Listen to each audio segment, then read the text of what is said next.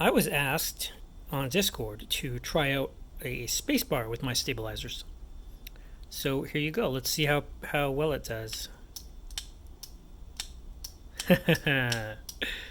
That's pretty darn parallel. But do note that I had to fix a couple of things with the design before this actually started working.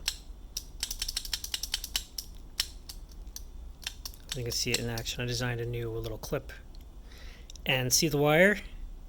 It's not bent perfect, but it's close enough, and that's all that should matter. So let's actually try the other side. So you saw that side. Let's try the other side. So I didn't do a perfect job bending the wire. You see how this side comes down a little bit less parallel than if I press the other side? That's only because the wires themselves, like the sides of it, aren't perfectly parallel. So let me push the other side again. Yeah, this side does much better, but it's only because I just was quick and dirty with the wire. Another thing that I'm working on is, check this out. This is fun. Oh, it's not doing it now. There we go. For some reason, when I place it down and do that, sometimes it sticks. I don't know if it's just like the edges that are getting caught or something. I don't know. And I had to put a little extra magnet there, so there's two magnets. There's that little blue one there that I painted with a Sharpie, colored with a Sharpie rather. And it wasn't quite strong enough to lift the weight of the spacebar, so I just put through another little magnet on top there to give it just a little bit more pull back force. It doesn't add much to the downward force, but yeah, it needs like just a smidge extra return force because it's a magnet. It follows the inverse square law. So the further away you get, the less force it has in pulling itself back up. So I think for space bars, you really might need to print something like that. Oh, well, I have another one stuck to my finger there. So something like that. So just gives it a little bit of a spring back up when you bottom out. Oh, there goes that one too.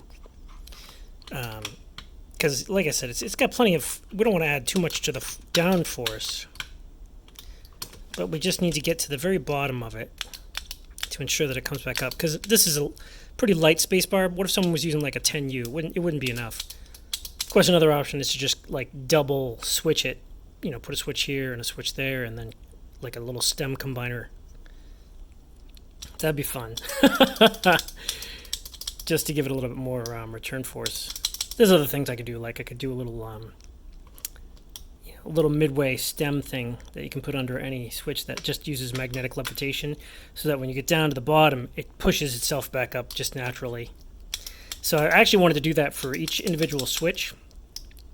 I was going to make like a double-sided stem thing, and one side would be the normal magnet, and the other side would be magnetic levitation. But it turns out, A, that's super mushy and gross feeling. It's very unsatisfying. And two, the other magnet was close enough that it was interfering with the sensor.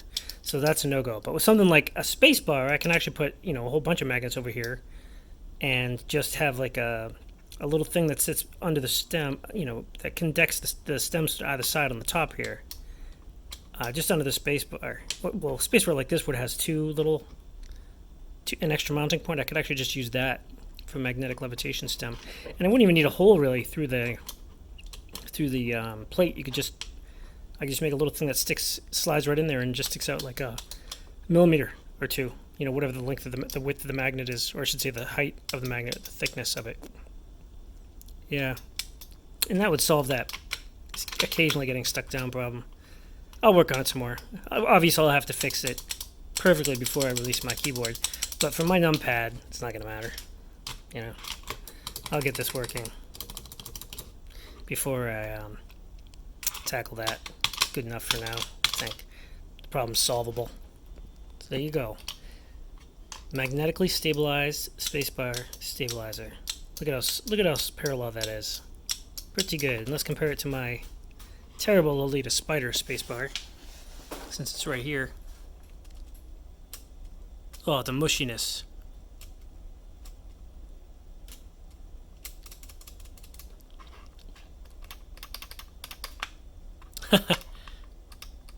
What is that actually? Oh, you know what that is? That's my terrible bend. See how it's coming off Was my little clip isn't low enough. That's what that sound is. So I guess I gotta make the clip a little less tolerant. Or I'll make it stick out a little further. See that? The other side doesn't do that way. Well, that one does stick out further. I must have just... So I had some prototypes and they were too long, so I cut one of them. I must have grabbed one of the ones that I cut too short. You see that? So that's why this side makes that little clicking sound, but the other side doesn't.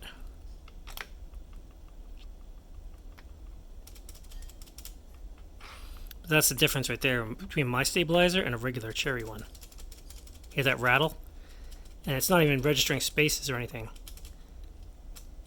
See how it's so mushy and awful. The angle at which it comes down. Now look at mine. Isn't that better? I mean, other than the fact that it gets stuck down.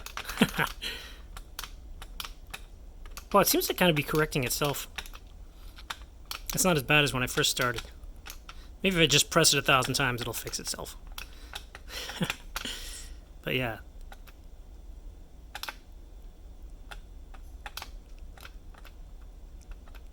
Look at that. Look at how parallel that is. Come on. Compared to a regular cherry. Ugh. So much better. Other side. You know, that getting stuck down might actually just be that. I should just hold it there. Let's see. If I hold it down, does it get stuck? It's going to be too hard to do one-handed. Oh well.